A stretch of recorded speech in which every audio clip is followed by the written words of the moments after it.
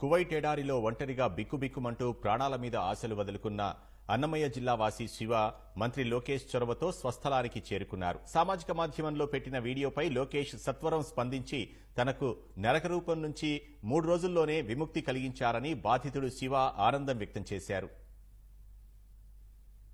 జీవితంపై ఆశలు వదులుకున్న స్థితి నుంచి తిరిగి సొంతూరులో అడుగుపెట్టడానికి మంత్రి లోకేష్ చొరవే కారణమని తెలుగు కార్మికుడు శివ కృతజ్ఞతలు తెలిపారు.